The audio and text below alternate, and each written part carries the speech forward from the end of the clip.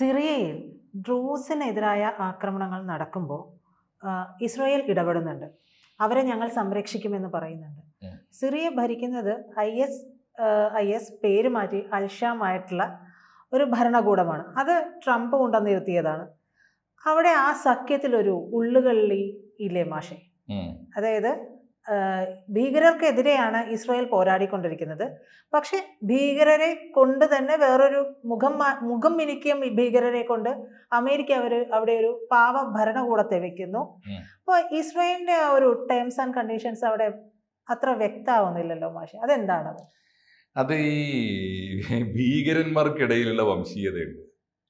വംശീയതയുടെ പേരിലാണ് ഭീകരവാദം ഉണ്ടാകുന്നത്. അതുകൊണ്ട് തന്നെ ഭീകരവാദത്തെ തമ്മിൽ നേരിടാൻ, ഭീകരവാദത്തെ ഈ ശത്രുവിൻ്റെ ശത്രു മിത്രമാക്കി കണ്ടിട്ട് പരസ്പരം ഏറ്റുമുട്ടിക്കുക, അതല്ലാതെ വഴിയില്ല. ഭീകരവാദത്തെ നേരിട്ട് ഒരു സമാധാന രാജ്യത്തിന്, ഒരു ഭരണകൂടത്തിന് നേരിടുക എളുപ്പമല്ല.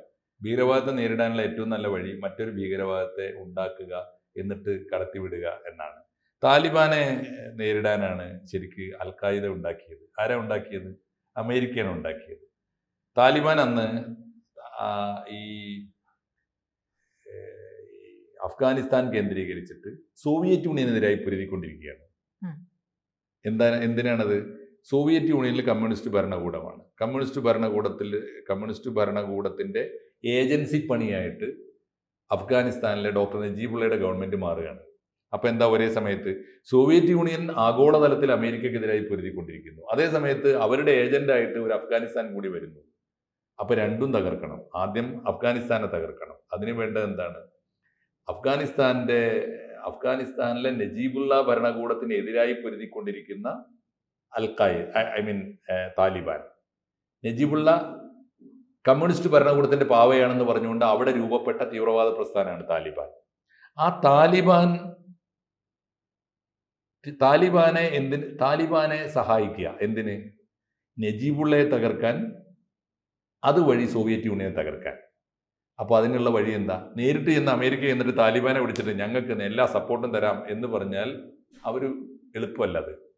അത് എളുപ്പത്തിൽ മറക്കുക. അതിന് പകരം അമേരിക്ക ചെയ്തത് അന്ന് അൽ-ഖായിദ എന്ന ഭീകര പ്രസ്ഥാനത്തെ ഉണ്ടാക്കുന്നു. ഇവിടെ ആരാ ഉണ്ടാക്കിയത്? അമേരിക്കയാണ് ഉണ്ടാക്കിയത്. ആരാ ആയുധം കൊടുത്തത്? അമേരിക്കയാണ്. പരിശീലനം കൊടുത്തത് അമേരിക്കയാണ്. അവരെ കയറ്റിവിടുന്നത് എങ്ങോട്ടാ? കാബൂളിലേക്ക്, അഫ്ഗാനിസ്ഥാനിലേക്കാണ് കയറ്റിവിടുന്നത്. ആരാ കയറ്റിവിടുന്നത്? ഈ അൽ-ഖായിദ തീവ്രവാദികൾ, ഉസാമ ബിൻ ലാദൻ ഉൾപ്പെടെയുള്ള തീവ്രവാദികളെ പരിശീലനം കൊടുത്ത്, ആയുധം കൊടുത്ത്, പ്രത്യേക വിമാനം കൊടുത്ത് അമേരിക്കയിൽ നിന്ന് കയറ്റിവിടുന്നതിൻ്റെ അന്ന് അവസാനത്തെ രാത്രി അത്താഴം ഉണ്ണുന്നത് വൈറ്റ് ഹൗസിലാണ്. ഇതാണ് സാമ്രാജ്യത്വവും ഭീകരവാദവും തമ്മിലുള്ള ബന്ധം. നമ്മളൊരു ധാരണ ഭീകരവാദി സാമ്രാജ്യത്തിനെതിരാന്നാണ്. പിന്നെ അവർ തീറ്റിപ്പോറ്റി വളർത്തിക്കൊണ്ടു. എന്താ സംഭവിച്ചത്? അൽ-ഖായിദ പോയി, താലിബാനെ സഹായിച്ചു, താലിബാൻ വളർന്നു, നജീബുള്ളയെ അട്ടിമറിച്ചു. അതിഭീകരമായിട്ടാണ് അട്ടിമറിച്ചത്. അട്ടിമറിച്ചു എന്ന് മാത്രമല്ല, ഒരു രാജ്യം ഭരിച്ച പ്രസിഡന്റിനെ, ഡോക്ടർ നജീബുള്ള എന്ന് പറയുന്ന പ്രസിഡന്റിനെ കൊന്നിട്ട് കാബൂളിലെ വലിയ വിളക്കുകാലിൽ കെട്ടിത്തൂക്കിയിട്ടു എന്ന് മാത്രമല്ല, ആ മൃതദേഹത്തെ വലിയ തോതിൽ അവഗണിച്ചു. എന്നുവെച്ചാൽ വലിയ തോതിൽ അപമാനിച്ചു. അദ്ദേഹത്തിന്റെ ലിംഗം മുറിച്ചു മാറ്റി എന്നൊക്കെ അന്ന് വാർത്തകളുണ്ട്. എന്ന് പറഞ്ഞാൽ അതാണ് അതിന്റെ രീതി.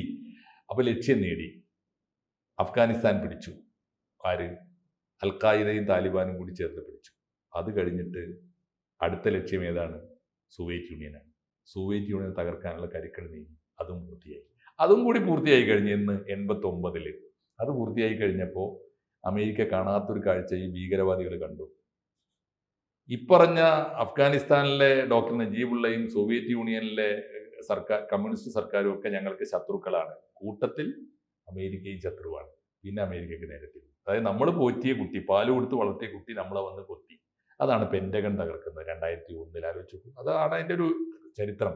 ഇപ്പോൾ സിറിയയിലേക്ക് വന്നാൽ, സിറിയയിൽ കേന്ദ്രീകരിച്ചാണ് ഹിസ്ബുള്ള പ്രവർത്തിക്കുന്നത്.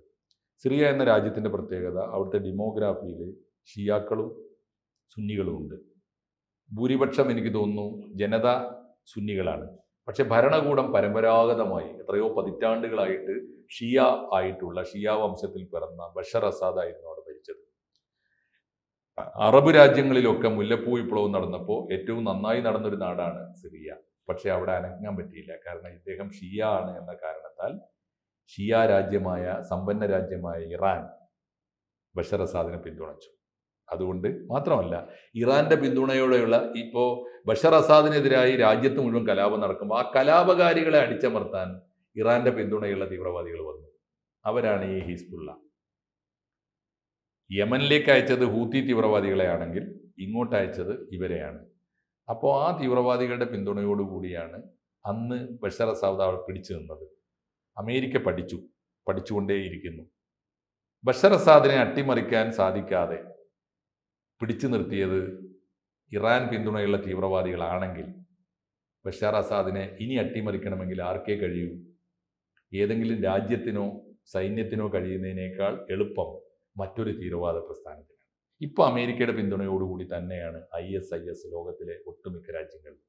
Islamic state of Iraq and Syria, IS എന്ന് പറഞ്ഞാൽ തന്നെ അതാണ്. Islamic state of Iraq and Syria ഈ തീവ്രവാദികൾക്ക് വിഷം കുത്തിവെക്കുകയാണ്. ഇറാഖ് കണ്ടില്ലേ, അത് സെക്കുലർ രാജ്യമായി. സദ്ദാം ഹുസൈൻ അല്ലേ ആ പരുവത്തിൽ എത്തിച്ചത്. അവനെ ഞങ്ങൾ വകവരുത്തി. ഇറാഖിനെ ഞങ്ങൾ നിങ്ങൾക്ക് ഇസ്ലാമിക് സ്റ്റേറ്റ് ആക്കി പിടിച്ചു തരാം. ഇറാഖിനാവാമെങ്കിൽ നിങ്ങൾക്ക് എന്തായിക്കൂടെ, സിറിയയുമാകാം. ഇത് രണ്ടും ചേർത്തപ്പോഴാണ് IS ഉണ്ടായത്. ISIS അമേരിക്കയുടെ സൃഷ്ടിയാണ്. ISISനെ ഇറക്കി വിട്ടു. ഇനി അങ്ങനെ ഇറക്കി വിട്ടപ്പോൾ ലക്ഷ്യം നേടി. എന്താ സംഭവിച്ചത്? അവിടുത്തെ ഹിസ്ബുള്ളയെയും ഷിയ തീവ്രവാദികളെയും വകവരുത്താനും നിലക്ക് നിർത്താനും സാധിച്ചു. ബഷർ അസാദ് അട്ടിമറിക്കപ്പെട്ടു. പകരം അവിടെ അമേരിക്കയുടെ ഒരു പാവ ഗവൺമെൻറ് വന്നു.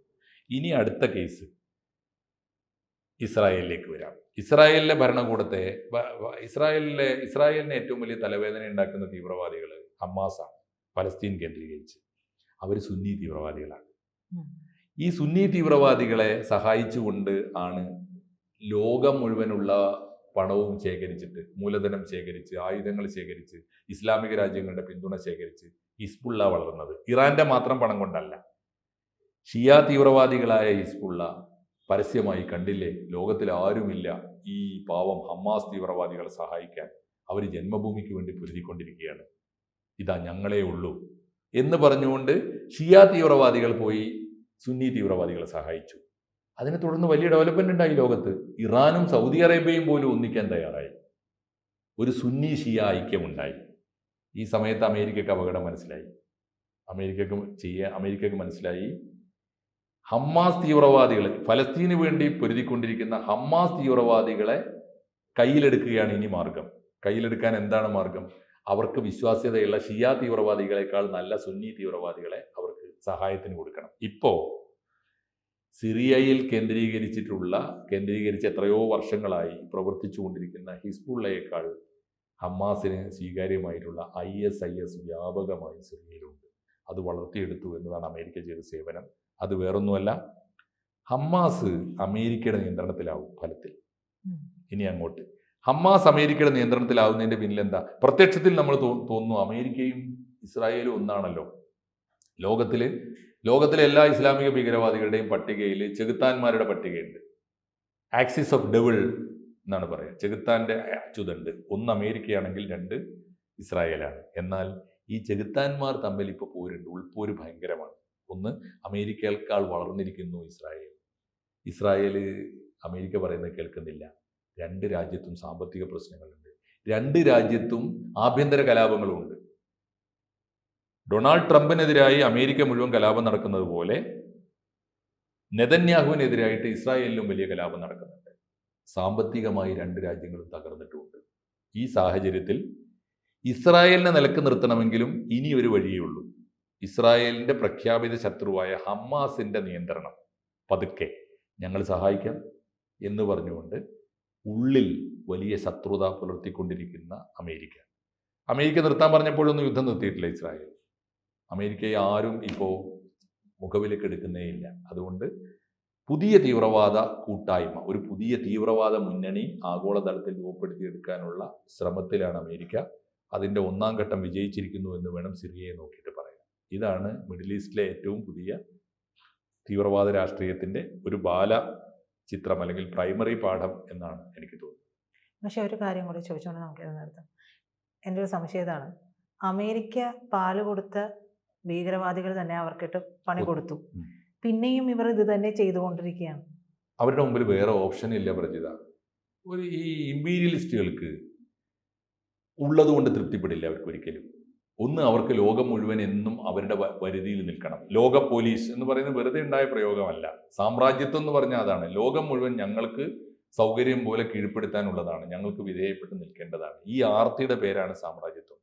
അത് അത് അവസാനിപ്പിച്ചു കഴിഞ്ഞാൽ പിന്നെ അമേരിക്ക ഇല്ല. അമേരിക്ക ഉണ്ടായത് തന്നെ അങ്ങനെയാണ്. 1893 സ്വാമി വിവേകാനന്ദൻ ചിക്കാഗോയിലേക്ക് പോയത് എന്തിനാണെന്നറിയോ? അമേരിക്ക എന്ന രാജ്യമുണ്ടായതിൻ്റെ, കൊളംബസ് അമേരിക്ക കണ്ടെത്തിയതിൻ്റെ 400-ാം വാർഷികത്തിൻ്റെ ആഘോഷത്തിനാണ് പോയത്.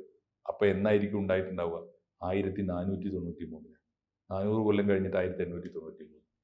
1493 അവിടെ ജീവിച്ചിരുന്ന പാവം മനുഷ്യരായ റെഡ് ഇന്ത്യൻസിനെ ആട്ടി ഓടിച്ചിട്ട് അധിനിവേശക്കാർ വന്നുണ്ടാക്കിയ, കയ്യേറി ഉണ്ടാക്കിയ ഒരു രാജ്യമാണ്.